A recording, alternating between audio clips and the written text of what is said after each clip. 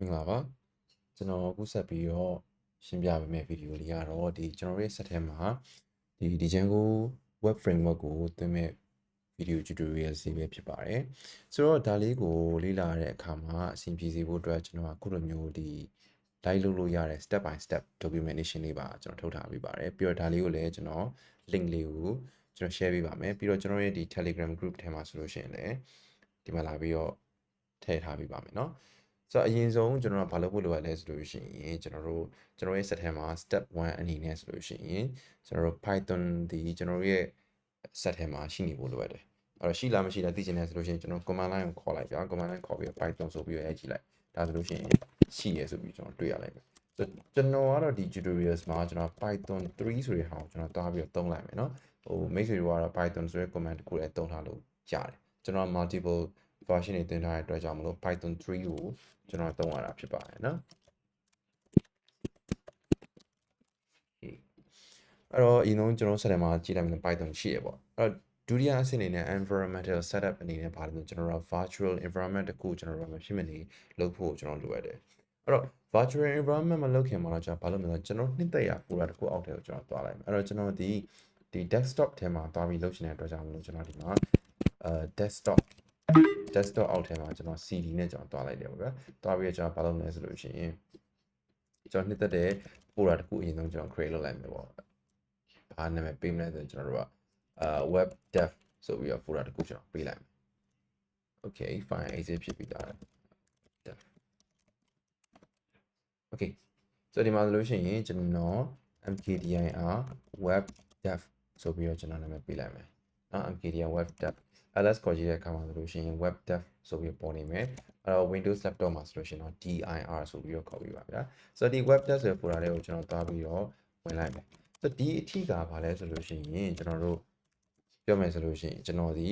environmental setup ကျွန်တော်မလုပ်ရသေးဘူးပေါ့နော်ကျွန်တော်ရဲ့ဒီ desktop အောက်ထဲမှာကျွန်တော် folder တစ်ခုသွားဆောက်ပြီးတော့အဲ့ folder တွေကိုကျွန်တော်ဝင်ထားတဲ့အဆင့်ပဲရှိသေးတယ်ဆိုတော့ဒါဒီဘာမှကုန်တင်နဲ့လုံးဝမဆိုင်သေးတဲ့ကိစ္စပေါ့ကျွန်တော်ပို့ပြီး organize ဖြစ်အောင်လို့ desktop အောက်ထဲမှာ folder တစ်ခုဆောက်ပြီးတော့သွားပြီးတော့တင်ထားတဲ့အနေအထားတစ်ခုပဲရှိပါသေးတယ်เนาะအဲ့တော့ဒီမှာလို့ရှင်တော့ virtual environment သွားပြီးတော့ကျွန်တော် create လုပ်မယ်အဲ့တော့ကျွန်တော်ကတော့ဒီမှာ Python 3ဖြစ်တဲ့အတွက်ကြောင့်မို့လို့ Python 3 env 1ဆိုပြီးတော့ကျွန်တော်ပေးလိုက်မယ်အစားထဲမှာလည်းရေးထားတယ်เนาะ envd နာမည်ဖြစ်ပြီးကြိုက်တာပေးနိုင်ပြီဆိုပြီးတော့ရေးထားပါတယ်ပြီးတော့ကျွန်တော် enter ခေါက်လိုက်ပါတယ် okay အဲ့တော့ကျွန်တော်ဒီမှာ ls သို့မဟုတ် dir ခေါ်လိုက်ရဲဆိုလို့ရှိရင်ဒီမှာ env1 ဒီ active ဖြစ်နေတာကိုကျွန်တော်တွေ့ရပါလိမ့်မယ်နော်အဲ့ဒါလေးကိုကျွန်တော် activate လုပ်ဖို့လိုရတယ်အဲ့တော့ source env1 bin activate ဆိုတဲ့ဟာလေးကိုကျွန်တော်သွားပြီးတော့ရှိလိုက်တယ်အဲ့တော့ windows အတွက်ဆိုလို့ရှိရင်တော့ command ကြီးကွဲပြားမှုရှိနိုင်တယ်အဲ့တော့သိချင်တယ်ဆိုလို့ရှိရင်တော့ကျွန်တော် GPT မှာသွားပြီးတော့မေးလို့ရတယ်ဗျာ how to activate virtual environment for python in windows ဆိုပြီးတော့ရှာလိုက်လို့ရတယ်အဲ့ပြီးပြီဆိုလို့ရှိရင်ကျွန်တော်ဗာလဲဆိုတော့ဒီ Django ဆိုတဲ့ modules ကိုသွားပြီးတော့ install လုပ်လိုက်မယ်အဲ့တော့ဒီ Django ဆိုတဲ့ module ကိုနောက်ဆုံး update လုပ်ချင်တယ်ဆိုလို့ရှိရင်ရှိဝေးဘာမှရိုက်စရာမလိုဘူးဒီ Django ဆိုပြီးလိုက်ရင်နောက်ဆုံးပေါ်ဒီ module versions ကိုသူ auto သွားပြီးတော့သွင်းပေးသွားလိုက်မယ်ကျွန်တော်စီမှာတော့ကျွန်တော်ကအစရဲကကျွန်တော်နည်းနည်းလေးသွင်းထားလိုက်လို့ပေါ့နော်ဒီမှာမြန်သွားတာပေါ့ဗျာထားပါတော့အဲ့တော့ဒီမှာဆိုလို့ရှိရင်တော့သွင်းထားတာပြီးသွားပြီပေါ့အဲ့ပြီးသွားတဲ့ဟာကိုကျွန်တော်ပြန်စစ်ချင်တယ်ဆိုလို့ရှိရင်ဘယ်လိုစစ်မလဲဆိုတော့ကျွန်တော်တို့က pip freeze ဆိုရဲ pip freeze နဲ့စစ်လိုက်လို့ရတယ်ဒီမှာဆိုလို့ရှိရင် Python version 3.11 အောက်ထဲမှာကျွန်တော်ဒီ Django နဲ့ဆိုင်တဲ့ဒီ Django ရဲ့ Django နဲ့ဆိုင်တဲ့ module စီကိုသွင်းပြီးသွားပြီဖြစ်ပါတယ်ဆိုတော့ကျွန်တော်တို့ကဘာဆက်လုပ်မလဲဆိုလို့ရှိရင်ကျွန်တော်တို့က project ကိုကျွန်တော်တို့ကဒီ start ကျွန်တော်တို့လုပ်မယ်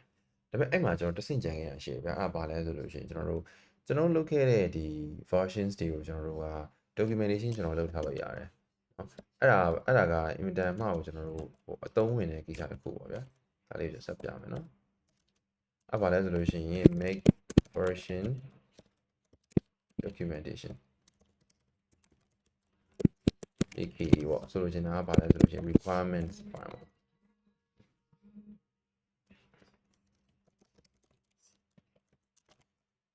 ဒါလေးအသုံးဝင်တဲ့ပုံစံကျွန်တော်ဆက်ပြီးရှင်းပြပေးမယ်နော် code pip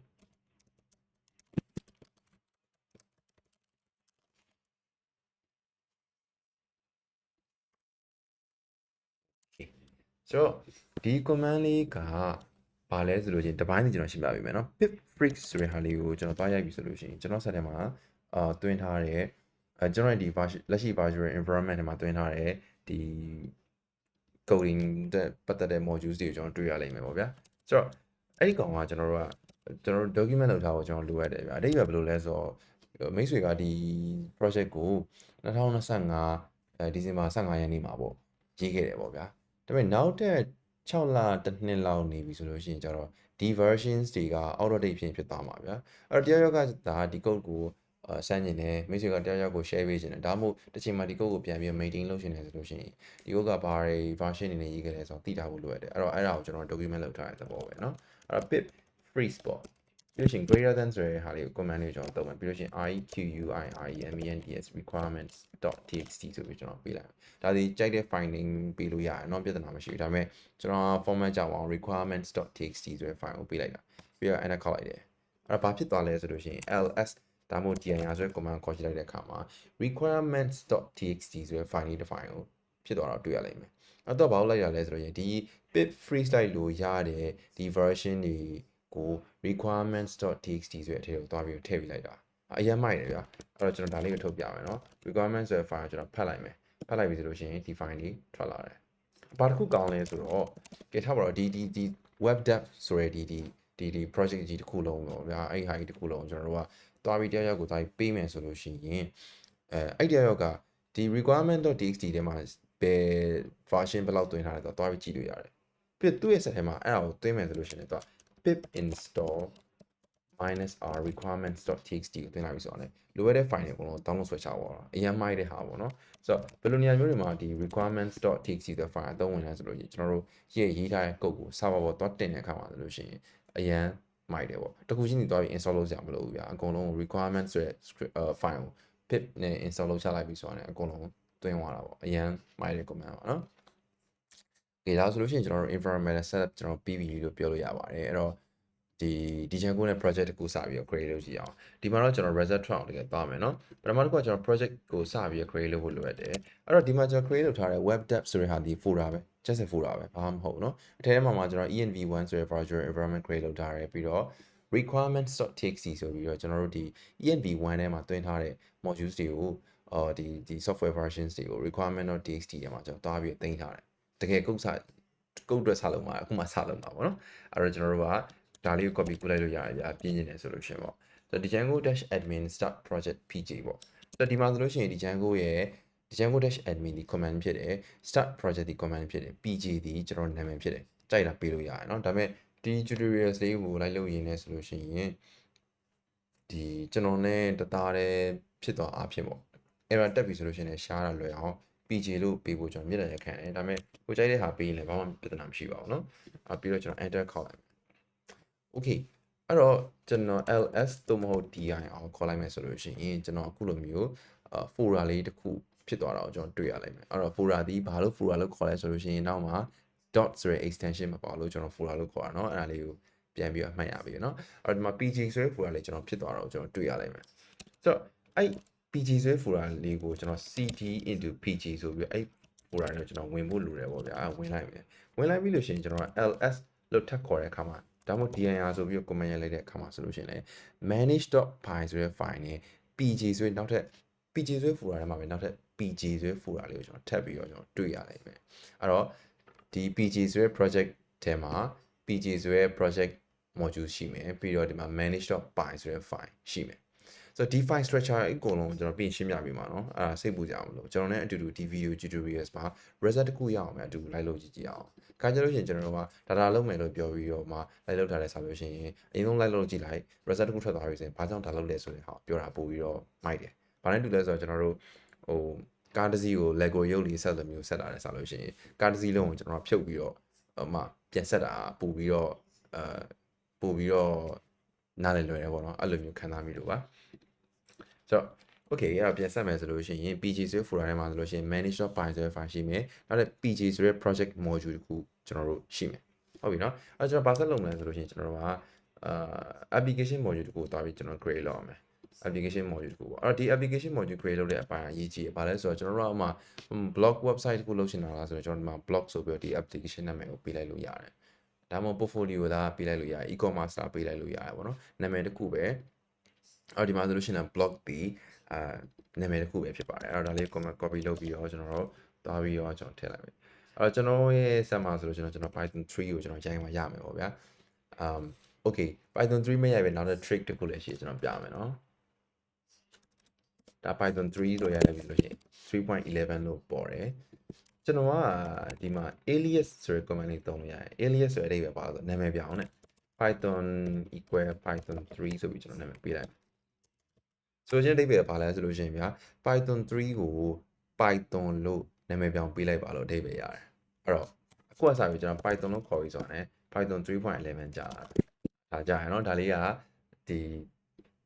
ီအပို command လေးတစ်ခုပေါ့လိုချင်ဆိုလို့ရှိရင်မှတ်ထားလို့ရပါတယ်အဆင်ပြေတဲ့နေရာမှာသုံးပါခင်ဗျာပြီးတော့ကျွန်တော်ဒီ video tutorial တွေလုပ်တဲ့အခါမှာဆိုလို့ရှိရင်ဗျာဒီစာလုံးတဲ့ပုံစံမျိုးကြီးတွားလာတဲ့စာလို့ရှိရင်ကျွန်တော်တို့တခုခုကိုကျွန်တော်တိဆောက်ကြည့်ရဲကျွန်တော်တို့အယုတ်ဆက်တယ်လို့မျိုးကျွန်တော် Lego ရုပ်တွေဆက်တယ်လို့မျိုးတဘောပဲကျွန်တော်တို့ချင်းခဲ့ကြမယ်เนาะအဲ့တော့ကျွန်တော်ကစာလုံးနေနေပဲကျွန်တော်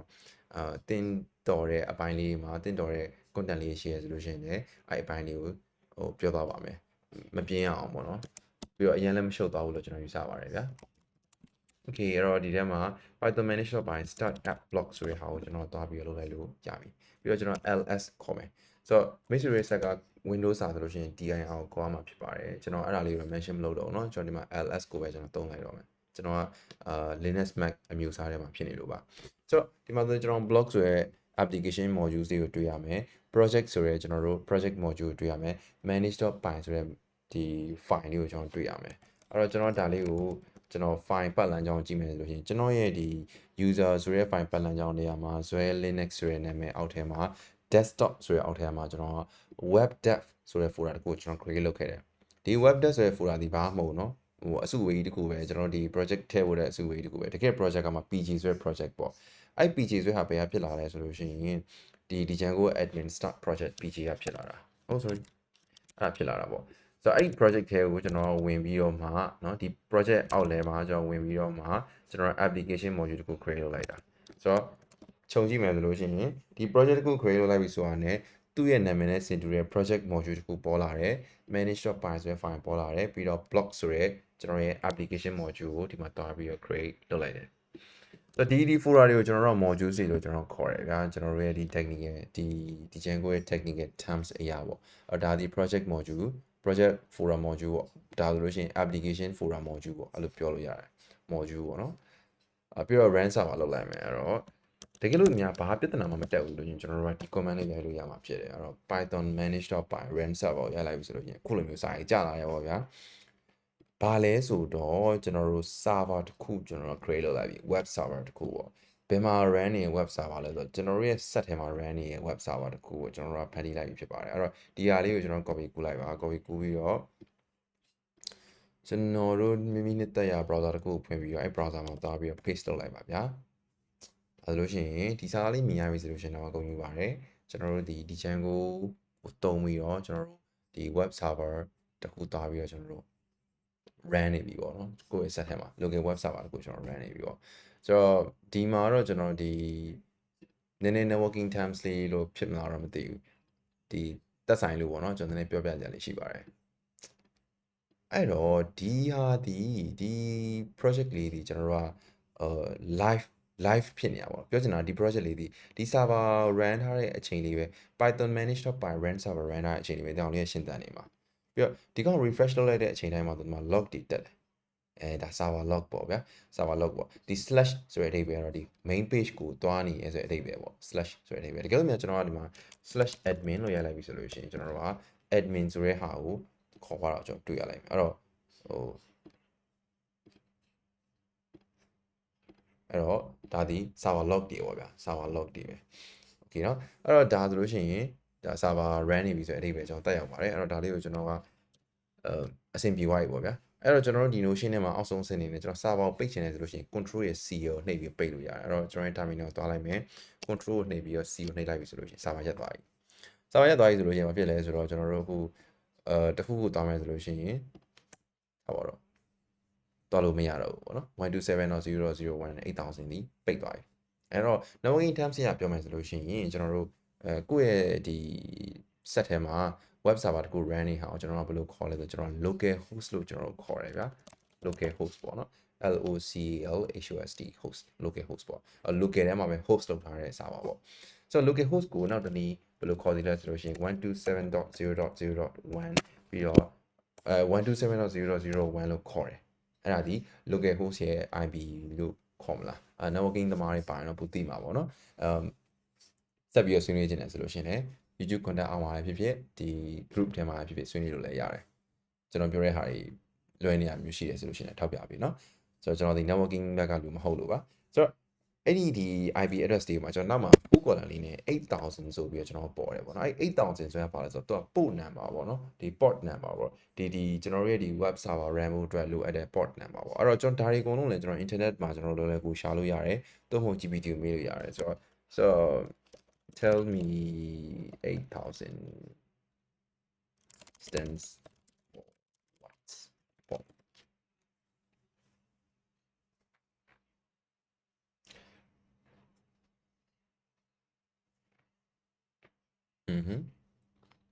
အော်ဒီမှာအဲ့တော့ကျွန်တော်တို့ရဲ့ Django server အတွက်ကို run ထားတဲ့ port number ပေါ့နော် port number တခုလိုပဲကျွန်တော်ပြောလို့ရတယ်ဆိုတော့အဲ့ဒီအကြောင်းလေးကတော့ကျွန်တော်တို့ဒီ server ကိုကျွန်တော်ရဲ့ project ကိုဒီ Amazon Web Service ပေါ်မှာလည်းဖြစ်ဖြစ်ဒါမှမဟုတ်တခြားသော server တစ်ခုမှာပဲဖြစ်ဖြစ်ကျွန်တော်တို့ host လုပ်ပြီးဆိုတော့မှကျွန်တော်ဒီ port number အကြောင်းကိုကျွန်တော်တို့ detail ဆက်ပြီးပြောပါမယ်เนาะဘာလို့ဆိုတော့အခုချိန်မှာပြောပြီးဆိုလို့ရှိရင်မှတ်ထားတဲ့ဟာတွေကျွန်တော်နည်းနည်းလေးရပေါ့ဗျာအဲ့တော့ကျွန်တော်တို့ဒါကိုဒီ server တခုကိုset ထဲမှာ run ဒီ Django server တခု run နေလားမ run နေလားသိချင်တယ်ဆိုလို့ရှိရင် port number 8000နဲ့ကျွန်တော်တို့ကဒီ comment ဒီ IP address တွေကိုသုံးပြီးတော့ကျွန်တော်တို့တွားပြီးတော့ဖွင့်ကြည့်လိုက်လို့ရတယ်အမေဖွင့်ကြည့်လိုက်တဲ့အခါမှာဆိုလို့ရှိရင်ဒီတိုင်းတွားပြီးတော့ဖွင့်လို့ကျွန်တော်တို့ကမရဘူးဒီတော့ဖွင့်မှမပေါ်မှာမဟုတ်ဘူး server run နေမှာပေါ်မှာเนาะ server run နေတယ်ဆိုလို့ရှိရင်သုံးတဲ့ command တွေပါတယ်ဆိုတော့ python manage.py run server ဆိုတဲ့ command ဖြစ်ပါတယ်အဲဒါဒီ run နေပြီဆိုလို့ရှိရင်ကျွန်တော် reload ဆွဲလိုက်မယ် refresh လုပ်လိုက်မယ်ဆိုလို့ရှိရင်ဒီမှာ log တွေတက်သွားလိမ့်မယ်ဆိုတော့ဒီထိလုပ်နိုင်ခဲ့တယ်ဆိုလို့ရှိရင်ဂုဏ်ယူပါတယ်ကျွန်တော်တို့ဒီ Django နဲ့ကျွန်တော်တို့ project တစ်ခု create လုပ်ပြီးတော့အထဲထဲမှာကျွန်တော်တို့ application module တစ်ခု create လုပ်ပြီးသွားပြီဖြစ်ပါတယ်ဆိုတော့နောက် video မှာဆိုလို့ရှိရင်ကျွန်တော်ဗာဆက်လုပ်မယ်ဆိုတော့ဒီ blog နဲ့ပတ်သက်တဲ့ဒီကျွန်တော်တို့ example website တွေတခုကျွန်တော်တို့ဆက်ပြီးလုပ်ကြည့်ကြမယ်เนาะအဲ့တော့ video လေးကိုတော့ကျွန်တော်ဒီနေ့အတွက်ဒီမှာရန်နာချင်ပါတယ် tutorial လေးကိုကြည့်ပြီးတော့ကျေးဇူးများတင်ပါတယ်ခင်ဗျာနောက် video မှာပြန်ပြီးတော့ဆုံတွေ့ပါမယ်